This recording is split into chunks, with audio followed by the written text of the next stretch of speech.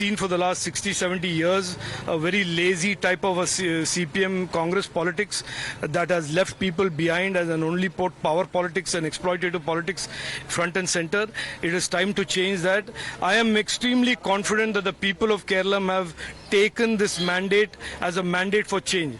They have taken these elections as an opportunity to change the direction of our state and to bring development and opportunity for our future generations. So I believe it's an important election.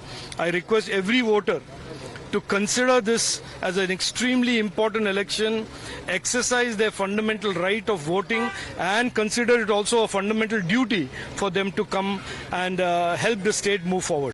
Sir, all the poll surveys are showing a very tight contest between LDF and UDF. How do you think BJP is going to play a crucial role? No. Look, first of all, most of these polls that come 2 days before an election, so I'm sorry to say with great respect to these pollsters, are manipulated and they are put out there to serve a particular purpose, to create a narrative. Now, I know that the UDF wants to make people believe that they are going to win and the LDF wants to make people believe they are going to win.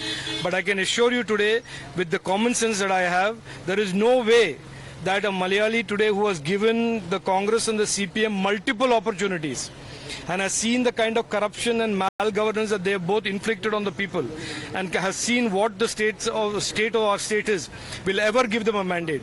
They know today the only person and the only party that can take our state forward, bring development, protect the believers and make the state a Surakshita Kerala is the BJP NDA. So my request to every voter is stay tuned till May 4th. This will be an election whose results will be a clear signal that the state does not want the status quo anymore. We want a new direction and a new direction of development and Viksit Kerala. The final question, do you have any predictions how many seats BJP will? It will be not more than 140. Thank you. Sorry, cast your vote. You have it.